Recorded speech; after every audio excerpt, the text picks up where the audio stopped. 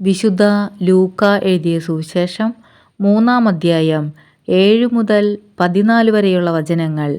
ജ്ഞാനസ്നാനം സ്വീകരിക്കാൻ തൻ്റെ അടുത്തേക്ക് വന്നിരുന്ന ജനക്കൂട്ടങ്ങളോട് അവൻ ചോദിച്ചു, അണലി സന്തതികളെ, ആസന്നമായ ക്രോധത്തിൽ നിന്ന് ഓടിയകലാൻ നിങ്ങൾക്ക് മുന്നറിയിപ്പ് നൽകിയത് ആരാണ്?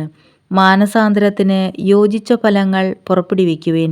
ഞങ്ങൾക്ക് പിതാവായി അബ്രാഹമുണ്ട് എന്നു പറഞ്ഞു നിങ്ങൾ അഭിമാനിക്കേണ്ട. കാരണം ഈ കല്ലുകളിൽ നിന്ന് അബ്രാഹത്തിന് സന്താനങ്ങളെ പുറപ്പെടുവിക്കാൻ ദൈവത്തിന് കഴിയുമെന്ന് ഞാൻ നിങ്ങളോട് പറയുന്നു.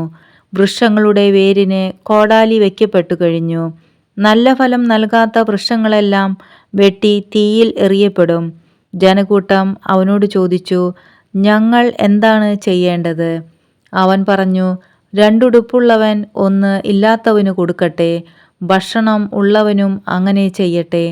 ചുങ്കക്കാരും സ്നാനം സ്വീകരിക്കാൻ വന്നു. അവരും അവനോട് ചോദിച്ചു, ഗുരോ, ഞങ്ങൾ എന്തു ചെയ്യണം? അവൻ പറഞ്ഞു, നിങ്ങളോട് ആജ്ഞാപിച്ചിട്ടുള്ളതിൽ കൂടുതൽ ഈടാക്കരുത്. പടയാളികളും അവനോട് ചോദിച്ചു, ഞങ്ങൾ എന്തു ചെയ്യണം? അവൻ അവരോട് പറഞ്ഞു, നിങ്ങൾ ആരെയും ഭീഷണിപ്പെടുത്തരുത്. വ്യാജമായ കുറ്റാരോപണവും അരുത്. വേതനം കൊണ്ട് തൃപ്തിപ്പെടണം.